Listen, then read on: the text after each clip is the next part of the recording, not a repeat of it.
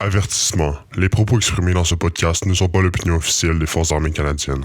Ce podcast n'est pas une source et vise des fins éducatives et de divertissement. Les blagues faites sont à prendre à la légère et ne sont pas faites pour offenser. Certains propos peuvent ne pas convenir à de jeunes enfants. Salut tout le monde, bienvenue au 7e épisode de Pas de casse. Aujourd'hui, je suis avec pas n'importe qui, Charles Couture. Comment ça va, Charles? Ça va bien, toi, Julien? Ça va bien, merci. Tu veux-tu te présenter vite fait au public? Yes, je m'appelle Charles, je suis dans les Forces armées canadiennes depuis le 27 septembre 2023. Là, je suis mon cours de recrue en ce moment à la base militaire de Valcartier sur les jours de fin de semaine. Ok, c'est bon. Dans le fond, c'est une durée de combien de temps au total? C'est à peu près 3-4 mois. À peu près la même durée que les gens de la régule. Sauf que les gens de la régule, là, ils vont le voir en 3 mois non-stop. Nous, on va le voir en 25 jours, mais très condensé. Toute la matière qu'ils voient à Saint-Jean-sur-Richelieu, on la voit à sa base en 25 jours, mais très, très condensé, très, très vite. On perd pas de temps. OK. Puis, dans le fond, quel grade ça va te donner ou qu'est-ce que ça va te permettre de faire quand tu vas avoir fini? Pour la plupart d'entre nous, on est pas mal des soldats recrues. Après ça, on devient des soldats confirmés après la réussite du cours de qualification militaire de base. Par la suite, on a un cours de métier. OK. Pour se spécialiser, dans le fond? C'est ça, pour se spécialiser. Okay. Puis après avoir terminé ce cours, on reçoit le premier grade qui est soldat formé. C'est comme confirmé, t'as réussi tous tes cours, bienvenue dans l'armée canadienne. OK, puis t'es engagé, puis là, tu peux faire ta spécialité puis travailler dans l'armée. Exactement. Les spécialités se font durant l'été, puis le reste de l'année, c'est principalement pour des cours de recrue. Puis toi, qu'est-ce qui t'a poussé, en fait, à t'enrôler dans l'armée? Beaucoup pour des raisons morales, mais crissement pas pour la paye. Là. Ah non? Non, la paye. Sur un cours de recrue, t'es pas payé cher. Là, en tout cas, moi, je peux te dire ma paye. Là, c'est ça sur Internet. Là. C'est 124$ par journée. Une journée complète, là, 124$. Okay. Pour une recrue des Forces armées canadiennes dans son cours de recrue. Fait que dans le fond, toi, c'est pas mal ça, ta job, c'est d'être à l'armée. Hein. C'est ça prend beaucoup de temps. C'est fin de semaine. Fait que l'étude, faut faire ça. Le soir, tout le reste de la vie civile, faut le faire ça le soir de semaine. Tous tes devoirs, ça doit avoir été conclu avant de s'en aller plancher, parce que dès que tu t'en vas là-bas, t'as aucun temps pour le faire. Non, c'est ça. Je pense pas quand t'es push-up, tu vas finir tes maths, là. Bonne chance, en tout cas, là. Je te le dis, là, t'auras pas le temps. Fait que, OK. Faut que tu te prépares. Puis si c'est pas pour la paye, c'est quoi qui t'a vraiment motivé le plus? Ça serait vraiment... le côté plus honorable, évidemment, entendre ça, ça a l'air genre que j'ai écouté Band of Brothers puis c'est pas avec Bayern trop fort. Le prestige. L'honneur, mais tu veux conquérir dans le...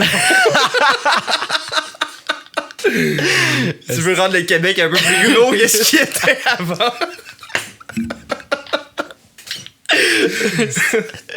Ouais, ben, tu sais, c'est vraiment pour des raisons morales. Là. Mon grand-père, il me parlait souvent que mon grand-oncle est allé se battre en Europe durant la Seconde Guerre mondiale, puis c'était un sergent. Fait que il me parlait souvent du sergent Nadeau qui est allé se battre, allé tuer des nazis, puis qui est revenu avec le diabète. Mais. C'est vrai, il est revenu avec ça a un coup de tuer des nazis.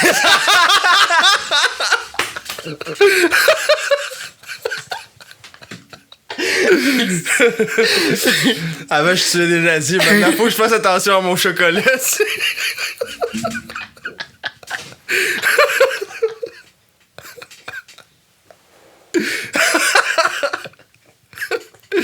Je vais te laisser reprendre des esprits. Est-ce que j'ai déjà chaud, man? Ouais, ça va bien. Tu vas finir en chest après moi. Puis dans le fond, mettons, le prestige, c'est comme la fierté, mettons, d'avoir contribué au pays, ou c'est plus, mettons, pour toi, tu sais, que ça te rend plus un homme, genre, d'être dans l'armée et d'être discipliné? Ouais, les deux. Les deux? En tout cas, moi, je me sens quand même fier d'être né au Canada. Je me sens quand même fier d'être Canadien. Puis, tu sais, je me dis, tu sais, notre pays a fait quand même beaucoup d'affaires pour nous. La seule affaire que, on peut faire qui a vraiment un gros impact, là, ouais, c'est de servir le pays. C'est ça, faire un service militaire, par exemple. C'est ça. C'est une implication, une responsabilité, mais ça rend quand même un grand service au gouvernement.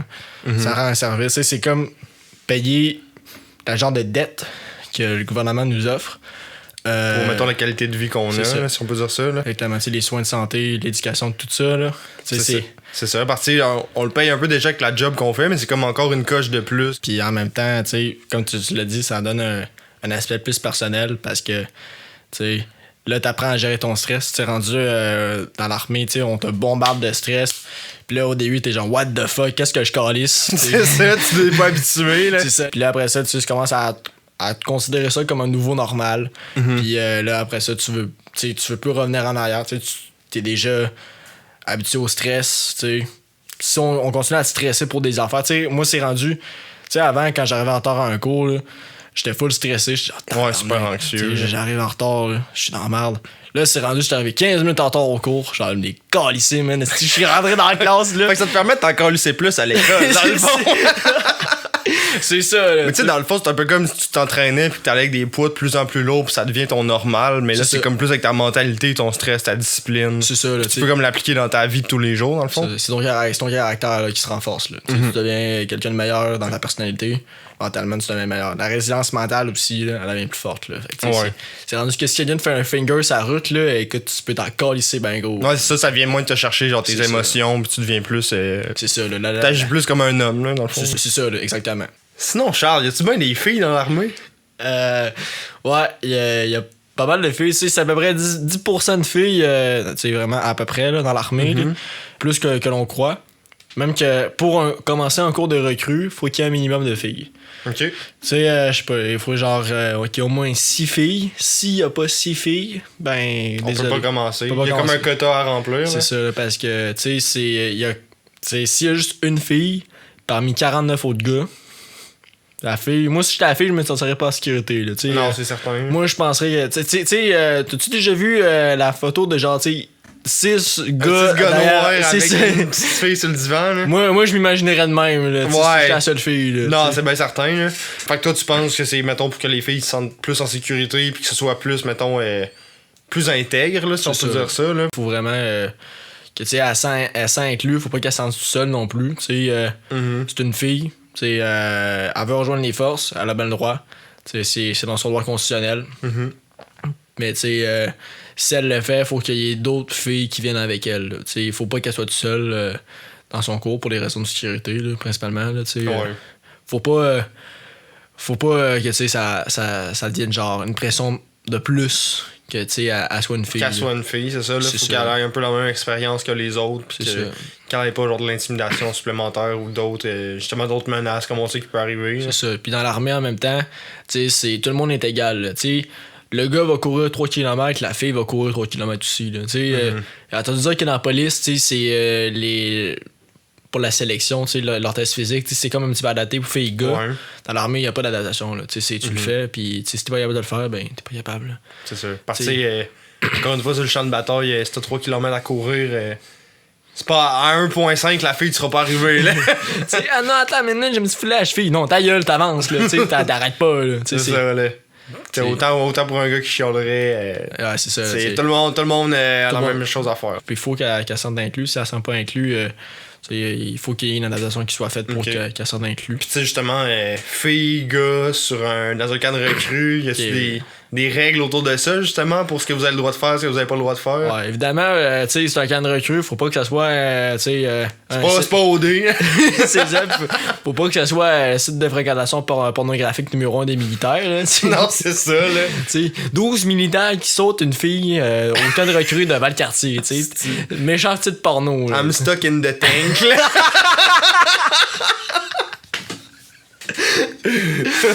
Help me, Sergeant, I'm stuck in the tank. Tabarnak. Mais c'est ça, c'est quoi, mettons, précisément, genre les règles qu'il y a autour de ça? Tu sais, s'il y a des couples dans l'armée, ou justement, s'il y a du monde qui se sent tout seul. Ouais. Ben, tu sais, les couples dans l'armée, genre, par exemple, s'il y a un couple de 2 militaires, ben, tu sais, ils ont le droit d'être en couple, tu sais, il y a rien qui les empêche. On va pas les mettre dans un autre bout du pays, puis l'autre. Un en Australie, un en Nouvelle-Écosse.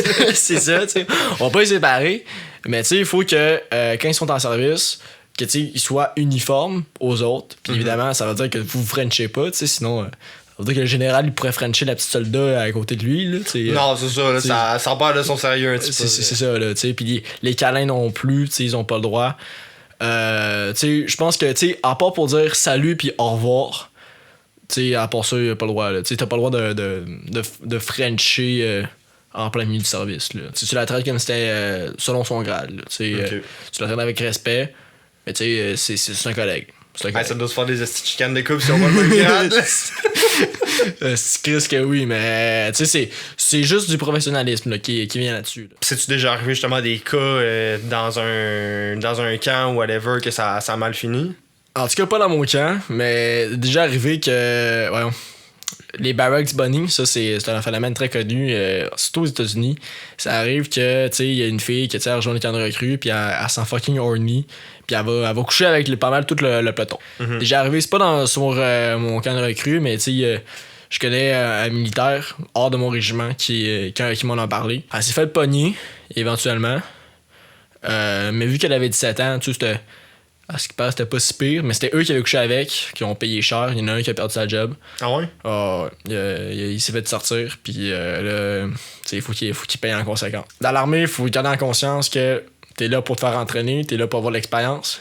T'es pas là pour faire ton fuckboy, là, tu sais. Non, c'est ça. Tu fais ton fuckboy à un aréna de hockey, mais tu fais pas ton fuckboy dans l'armée. Non, c'est ça. Tu feras ce que tu veux en dehors, mais quand t'es là, t'as une mission à faire. Là. C'est ça, là. Ça va pas cruiser à côté d'un canon d'artillerie, là, tu sais. Non, c'est ça, là. Tu t'accotes sur le tank, là. Allô? Allô, ça va-tu bien? Puis là, il y a le gros blast qui arrive. Bang! C'est ta manette, le survol. Là. T'as la cave solide, là. C'est ça, là.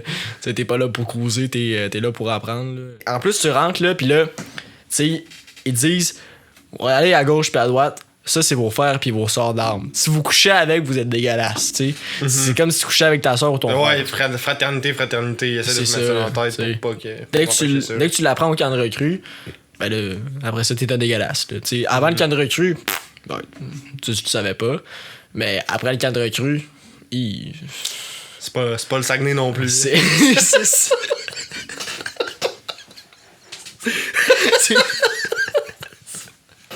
En plus, il y a du monde il y a un régiment du Saguenay, en plus, qui suit genre le cours de recrue à Valcartier. Mm-hmm. Fait que, je me demande, ça ressemble à quoi l'ambiance là-bas. sûr.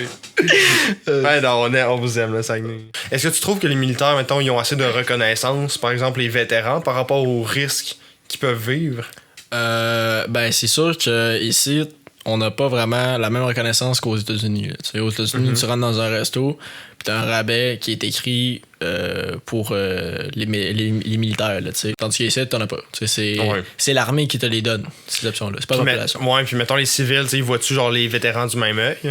C'est sûr que c'est moins important qu'aux États-Unis, là, c'est sûr. Là, tu dis, je suis un militaire à quelqu'un, genre, ok, c'est cool. Ouais, cool. C'est ça, c'est cool. Tandis qu'aux États-Unis, ils vont dire, merci pour ton service. Là. On le voit souvent. Là. C'est ça, ils vont te remercier carrément. Là. Tu penses qu'il y a une raison à ça? C'est-tu un peu, genre, soit moins de patriotisme ici qu'aux États-Unis? Sûrement. C'est surtout, genre, il n'y a pas assez d'appartenance avec l'armée. Il y a pas beaucoup de gens qui considèrent le militaire important. Le militaire est là pour défendre, puis est là pour faire acte de présence. Mais en réalité, le militaire il est là non seulement pour la défense, mais aussi pour protéger les intérêts. Fait que si jamais, par exemple, on est directement visé par de quoi, mais qui est pas au pays, qui est ailleurs, c'est l'armée qui va intervenir là, pour comme régler la situation. Là. Fait qu'elle règle aussi les problèmes outre-mer, puis ça nous permet genre de vivre la vie qu'on a sans se faire envahir. Exactement. Là. Mais tu sais, il y a beaucoup de monde que, eux, mettent pas l'importance là-dessus. Ils mettent pas vraiment. Ils considèrent pas autant important que, je sais pas, gagner un tournoi de hockey ou whatever. Ils vont considérer d'autres affaires plus importantes que l'armée. Des fois, ça arrive, on oublie juste complètement l'armée. C'est moins important. Anyway, on est une nation de paix. Oui, on est une nation de paix. Mais si on est en paix, c'est à cause d'une affaire. C'est à cause d'une armée qui est forte, c'est une armée, c'est une armée qui est prête, c'est une armée qui est là pour défendre. Là. Si jamais il y a quoi, les feux de forêt, là, c'est l'armée qui est intervenue. C'est comme les premiers répondants aussi, ça, là, dans les affaires des situations graves comme ça. Là. Ils sont prêts à nous aider. Là, puis, même si on les voit pas tout le temps, ils sont présents. Là, on les voit pas en ville. Puis une chance qu'on les voit pas en ville, sinon on a l'impression qu'il y a une loi martiale ou whatever. Là, c'est ça. T'sais, Trudeau, il est-tu il est-tu viré sur le crack? C'est ça, il a-tu pété une coche? Ça donne pas l'impression, tout le monde est sans sécurité. Mais en même temps, l'armée est présente. Ils font des exercices, s'entraînent beaucoup. Là, on sent qu'on est dans une démocratie. Là, on le sent qu'on est libre avec l'armée. Ils s'entraînent dans le Nord. Tout le monde est inclus en même temps. Même les Autochtones dans le Nord, il y a comme une partie de la réserve qui leur est réservée un peu. Ça s'appelle les Rangers. C'est eux qui défendent l'Arctique canadien. L'armée est partout. Là, avec la situation qui se passe avec l'armée, si ça passe à Radio-Canada, ils l'ont dit aux nouvelles que l'armée, s'il y a un conflit majeur, on va pas être prêt à se défendre nécessairement.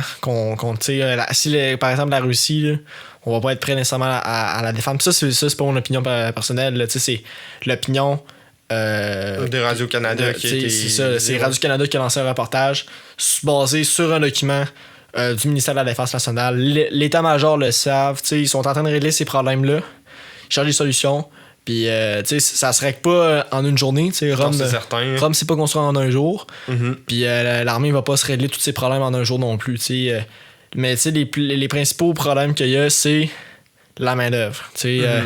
Il manque beaucoup de soldats. Il y en a 60 000 qui sont prêts à déployer. Il y en a 40 000 qui sont pas prêts à déployer. Il y a des avantages. C'est vrai qu'il y a beaucoup d'avantages. Fait qu'ils veulent s'assurer que tu sois bon physiquement et mentalement. Fait que tu vas avoir des services que même si c'est pas relié au service militaire, ils vont être gratuits, ils vont te payer par l'armée. Parce que t'es un membre. C'est ça. Puis ils te veulent en santé. Il faut que tu sois bon mentalement. T'as un fusil. Le citoyen, lui, il a pas de fusil. Toi, t'as un fusil. Si ça va te déployer, je veux que tu tires sur la bonne personne. Rendu sur le champ de bataille, faut pas qu'ils pensent à leurs enfants, faut pas qu'ils aient des problèmes mentaux, pas un problème d'alcoolisme. C'est déjà arrivé dans l'armée américaine, il y avait un alcoolique dans l'armée, puis il a tiré sur un major, qui est un officier supérieur, il a tiré sur un sergent. Puis là, lui, il s'est fait péter à la gueule, ce gars-là. Là. C'est sûr. Mais si tu perds un officier supérieur, puis cet officier supérieur-là, c'est peut-être un futur général. C'est lui qui commande puis t'en as besoin. Là. C'est ça, là, finalement, c'est comme lui qui devait préparer la défense du Canada pendant une guerre. Là, tu tues le défenseur, celui qui a tout planifié ça. Tu fais aggraver le problème au final. T'aggraves le problème. Là, le second, il change tout. Puis quand tu changes tout, c'est le moment parfait pour attaquer. Dans le fond, c'est comme un bon investissement pour eux d'être sûr que tout le monde soit en forme, soit mentalement prêt. Là. Exactement.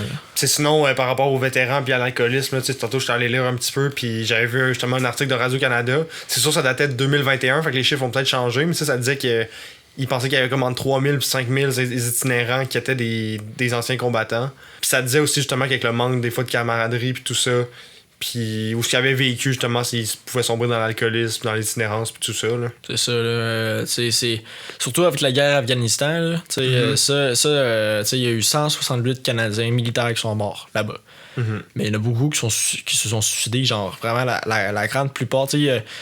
En tout cas, selon moi, mon opinion, si on mettrait la mort d'Afghanistan, il faudrait qu'on mette genre, tu sais, tous aussi les après. C'est ça, les après. Ceux qui sont revenus, mais qui sont morts à cause de l'Afghanistan. Tu sais, s'ils n'avaient pas été là-bas, ça serait jamais arrivé. C'est ça, ils seraient toujours vivants. Tu sais, ils sont morts à cause de la guerre d'Afghanistan. Mais 168 qui sont morts là-bas, mais tu sais, il y en a à peu près genre 5000 qui sont. Ils sont morts en revenant. C'est ça, il y en a plein qui se sont suicidés. Là. Beaucoup qui se sont suicidés.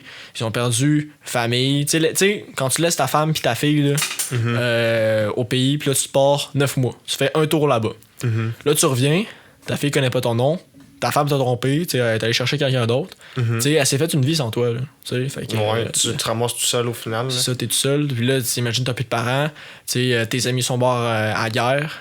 Là, t'es comme tout seul là-dedans. Là, si ta femme a tout pogné, et puis elle est partie avec tout, ben là, t'es rendu dans la rue. Puis là, t'as plus rien. Puis là, l'armée peut rien faire pour toi. T'es rendu un vétéran. T'as fini ton service. Tu payes plus pour toi après un certain âge. C'est ça. Tu vas être dans les anciens combattants. Tu vas avoir une pension. Mais cette pension-là, il faut que ce soit suffisant pour subsister. L'armée va pas te donner 500 000 juste pour toi. Non, c'est certain. Puis honnêtement, là, d'être là-bas là, avec des sons de gun tout le temps, puis carrément de tirer sur des gens, puis il faut que tu reviennes ici dans la société pacifique. C'est un dur de clash, là, d'essayer de revenir à la normale. Là. Pendant des mois, t'as été tu sais, à une vie justement de misère, puis de stress, de violence, puis tout ça, là, c'est dur de se faire intégrer du jour au lendemain. Là. C'est ça, là. Puis il y en a que, tu sais, l'intégration, ça marche pas. Tu sais, il y a eu plein de films de, tu sais, le PTSD, c'est genre les soldats américains qui reviennent en Irak, tout ça.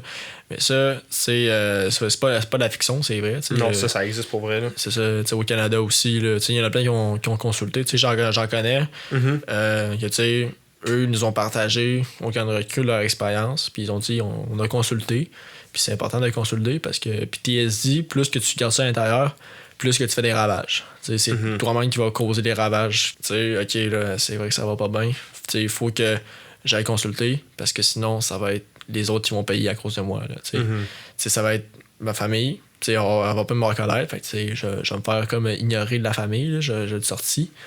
Puis ça va être la société, la police va t'arrêter si jamais justement si tu es alcoolique. C'est ça, il faut se faire un crime. Ça, tu voles un fusil de l'armée, puis là, à un moment donné, tu bois, puis là, tu sors dans la rue, puis là, tu commences à tirer sur plein de monde. Là, là c'est trop. Les mêmes conséquences vont s'appliquer que quelqu'un qui le ferait sans ce traumatisme-là. C'est ça, là. Fait que, faut que tu aies la responsabilité, le courage d'aller consulter, parce que, si ça va pas bien, puis que tu laisses faire, là, tu sais. Ça s'améliorera pas. Ça te montre un petit peu à quel point on l'a facile, puis qu'il y a du monde qui paye pour nous, là. Oh, mais, tu sais, c'est.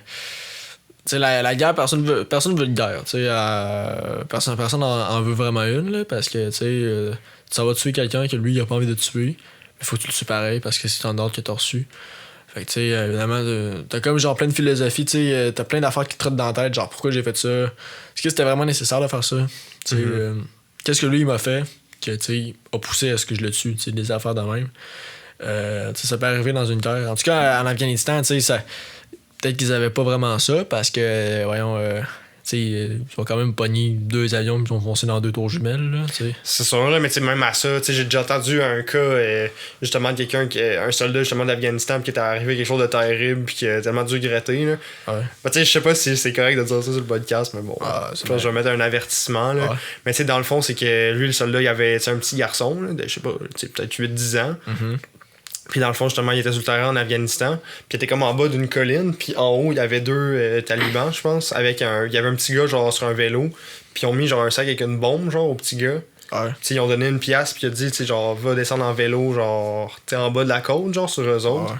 Puis le petit gars, tu sais, il sait pas, là, ce qui s'en venait. C'est ça. Fait qu'il il a fait OK, tu sais. Puis il a descendu avec son vélo, avec un sac de bombes. Puis, genre, le soldat, il a pas eu le choix de l'abattre parce que sinon, c'était. Ils mouraient tous, là, au final, là. Pis tu sais, pendant qu'il devait terminer, le petit gars, genre, il se voyait en train de tuer son propre fils. Là. C'est ça, là. Fait que t'essaieras de vivre ça, puis de revenir, genre, normal dans la société, puis... Ouais, ça doit être compliqué, ça. C'est marquant, là. Pis c'est justement le nombre de regrets que tu dois avoir, là. Tu sais, qu'est-ce qu'il m'a fait, puis tout ça, là. Ouais, c'est juste... Tu sais, je veux dire, il n'y avait pas le choix, mais c'est juste, c'est une torture terrible. C'est ça, c'est un crime de guerre qu'ils ont fait. Puis, tu sais, ils veulent que tu commettes un crime de guerre, mais théoriquement, tu sais, dans les faits, c'est pas toi qui a commis le crime. Tu sais, c'était soit lui, soit c'est ta vie. Puis, tu sais, je pense que c'est logique que tu priorises ta vie. Puis, tu sais, si l'enfant, tu sais, il se fait manipuler pour devenir finalement un enfant soldat pour l'ennemi, puis qu'il était obligé de l'abattre, mais tu sais, comme je l'ai dit tantôt, faut que tu penses. Est-ce que je priorise un enfant que lui, il va mourir, exploser, puis moi je meurs avec, ou est-ce que lui il meurt, mais moi je meurs pas avec, tu sais. C'est un choix facile là, à faire. C'est difficile pratiquement, mais théoriquement, le choix il est facile. Genre tu sais c'est quoi le bon choix, mais moralement ça doit tellement faire mal. Là. C'est ça, tu vas le vivre avec, là, c'est toi qui as causé sa mort. Eux ils vont dire que en tout cas l'ennemi vont dire c'est toi qui l'as fait, c'est toi qui as tiré la balle, mais c'est comme eux ils t'ont poussé à le faire. Tu penses que c'est de jouer mentalement ou pas vraiment? Oh, ils font beaucoup ça là. En tout cas en Afghanistan là, de ce qu'on entend dire c'est que les talibans faisaient beaucoup jouer dans le moral, jouer dans la tête. Ils allaient même pogner les photos des familles des soldats. Puis, tu sais, ils étaient sur le bord de les publier, ou tu sais, pour que, comme ça, les djihadistes allaient les attaquer hors du Canada, tu sais. ils essayent vraiment d'aller De plus jouer loin. avec ton mental puis C'est de te ça. faire craquer. Des affaires que, tu sais, même les lois de guerre, tu sais, ça respecte pas, là. Non, c'est ça. là. Les talibans, eux, ils connaissent pas c'est quoi ça. Une loi de guerre puis un Ouais. crime de guerre. là. Eux, ils s'en foutent, là. Tu sais, eux, c'est un djihad très, très, très prononcé. Puis leur guerre sainte, ils veulent la délivrer, puis il n'y aura pas de règles qui veulent leur empêcher. Là. Fait que, tu sais, c'est jouer chien. Tu sais, le Canada joue selon les règles. Les prisonniers de guerre, on les garde. Mais, tu sais, eux, les prisonniers de guerre, on sait pas si, tu sais, ils les tuent ou whatever. Là, tu sais, on sait pas s'ils les torturent. Tu sais. En tout cas, au Canada, l'armée canadienne n'en aura pas fait. Là. Il n'y aura pas de torture. Là. Si tu vas à la guerre sans mettre une règle, c'est genre une norme qui doit être respectable, ben là, à un moment donné, ça va juste être le chaos. Là. C'est arrivé, là, l'État islamique ont commencé à détruire des objets historiques. Puis, ça remonte en Mésopotamie. Là, ils détruisent des objets qui ont une grande valeur. Puis ils font ça au nom de leur religion, selon une guerre sainte. Ils s'en vont attaquer les affaires qui n'ont pas rapport. Ils sont prêts à détruire n'importe quoi. C'est ça, c'est tellement comme une mentalité différente. Là, genre, C'est ça, là. Nous autres, on a plus dans l'état d'esprit, justement, on a les règles de guerre pis tout ça, puis eux autres, c'est vraiment plus honorer Dieu, puis C'est ça, coûte que coûte. C'est ça, faut gagner coûte que coûte. Peu importe ce qui se passe. Puis tu sais, sûrement, justement, il y a des soldats là-dedans, là, qui depuis leur naissance, justement, qui sont fait, justement, mettre des... Ben, tu sais, je veux dire, peu importe notre culture, on se fait tout mettre des idées dans la tête, là. Genre, c'est dur de dire c'est qui les gentils pis les méchants, mais je veux dire... On se fait tellement, genre, par mettre des idées dans la tête depuis notre naissance qu'à un moment donné, le choc de mentalité, ça donne ça, là. C'est ça, là. Tu sais, c'est les affaires que, tu sais, peuvent arriver. Faut... Puis, tu sais, si jamais ça l'arrive, en tout cas, l'armée canadienne a toutes les ressources qu'il le faut, tu sais, selon moi, c'est pas les ressources qui manquent dans l'armée canadienne. Si t'as besoin de consulter quelqu'un, tu vas l'avoir. Si t'as besoin d'un entraîneur personnel, tu l'auras. Toutes les ressources sont là. Là, Charles, j'aimerais ça te demander, tu sais, c'est quoi les difficultés, mettons, dans l'armée, ou genre les choses les plus difficiles que t'as vécues, ou mettons des bonnes anecdotes que maintenant tu peux en rire, mais que sur le coup tu riais pas tant. Là. Oh, je me souviens, ça c'était la première journée, là. Genre la première journée. Première. Oh, tu sais, day one, là. Ok. Je me souviens, on revenait le soir, tu sais, une grosse journée de 12 heures, pas mal dans les classes, là. Puis là, à un moment donné, il y a mon commandant de section, puis mon commandant adjoint de section, tu sais, c'est comme les staffs qui sont responsables de nous. Ils rentrent dans notre chambre, puis là, ils disent « OK, tout le monde, kit check. » Là, moi, je commence à me chier dessus. Ça veut-tu dire, dans le fond, qu'ils check... Ils checkent ton équipement, ils veulent savoir si t'as tout, puis si tu connais ton équipement. Ok. Moi, j'avais pas tout, puis je connaissais pas tout mon équipement. Oh. Fait que, tu sais, là, au début, ça va quand même bien. Ils disent sortez toutes vos chemises de combat. Fait qu'on leur montre nos chemises, sortez vos pantalons. Ils sortaient des affaires de base. Là, C'était quand même assez simple. Puis là, si t'avais pas tes pantalons, hein, ça partait mal. Là. C'est ça. Puis là, à un moment donné, ils disent sortez, votre canadienne. Puis là, je dis c'est quoi, c'est une canadienne, Chris? Puis là, je leur dis ça ressemble à quoi une canadienne, Sur sergent? ta bière. Mais ouais, c'est quoi que t'as fait? Ben, tu sais, sur le coup, je dis genre, ça ressemble à quoi? Fait que là, le sergent, il cherche quelqu'un qui a sa canadienne, il dit, ça ressemble à ça, soldat. Là, je dis, ok, je m'en vais chercher. Puis là, j'y donne, dit, c'est des pantalons imperméables, soldat. Puis là, je suis tabarnak! Les deux, ils s'en ressemblaient comme ça se peut pas. C'était quoi une canadienne? Une canadienne, c'est comme une genre de couverte, mais. Moi, j'ai sorti des pantalons imperméables à la place. Mais Là, t'as dû l'apprendre en essai. mais, tu sais, c'était une grosse différence, là. Mais ouais. c'est parce qu'ils avaient le même camouflage. Tu sais, là, c'est difficile à distinguer entre les deux. T'as fait ton possible. J'ai fait le mon possible, mais j'ai payé en tabarnak, là. Vous Puis là, avez payé ça comment? Ouais, tu continue. sais, à un moment donné, ils ont comme. Ils ont catché que je le trouvais pas, ma canadienne. Fait que là. Ils ont dit bon, ok, tout le monde position push-up. Là, genre tabarnak. Sauf vous, soldat de couture, cherchez votre canadienne. Puis là, je suis tabarnak. Ah non. Fait que là, je me dis ça va tellement mal aller. Puis là, je cherche, puis là, il dit en bas, oh! Puis là, tout le monde compte les Ouais, push-ups. tout le monde fait des push-ups. Ils ont fait 25 push-ups. Puis là, après ça, ils ont dit ok, tout le monde debout. J'avais toujours pas trouvé ma canadienne. Ah non. Puis là, le sergent, il a dit ok, votre binôme va vous aider à chercher. Fait que là, le binôme, il m'aide. Là, genre, tabarnak, je trouvais pas, là. On le trouvait pas, là. Là, on a dit, OK, Là, il passe au prochain item. Parce que là, il s'attend après nous. Il dit sortez vos LIFA. Je sais pas c'est quoi un LIFA. Puis un LIFA, c'est genre des combines vertes. C'est pour te garder au chaud. T'avais-tu une liste de ce qu'il fallait que t'ailles? Genre, pourquoi tu l'avais pas? Ben, j'avais pas de liste. Tu sais, c'est ce qui se passe quand on s'en va chercher notre équipement dans la réserve, c'est que tu t'en vas sur la base avec un militaire qui a fait son cours de recrue. Puis là, tu reçois tout ton équipement. Puis tu signes une liste de comme quoi tu as reçu tout ton équipement. T'as tout reçu, ouais. Mais toi, oui, c'est comme la première fois que tu touches à de l'équipement militaire. Fait que tu sais pas. Tu sais pas qu'est-ce qui est où, qu'est-ce qui est quoi. C'est ça. Tu sais pas s'il te manque de quoi. Ok. Moi, finalement, il me manquait plein d'affaires. Là, faut. Il t'avait pas tout donné. Et non. Il donne pas tout, là. Ouais. Des fois, c'est par des ruptures de stock. Des fois, c'est juste genre. Ils l'ont oublié. Okay. Mais quand ils l'ont oublié, des fois, c'est grave. Ouais, c'est ça. T'sais, imagine, t'arrives là-bas, pas de béret, là. J'espère que t'aimes ça l'anal, là, parce que.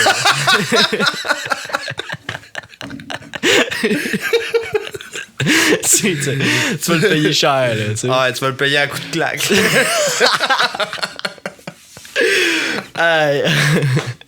Aïe, là, ça a duré, c'était comme ça pendant 55 minutes. Il donnait plein de noms. Je suis genre, qu'est-ce que c'est ça, tabarnak? Il dit, sortez votre Robin Hood. Genre, c'est quoi ça, Calice? Robin des bois, tabarnak. Tu sors ton arc à flèche.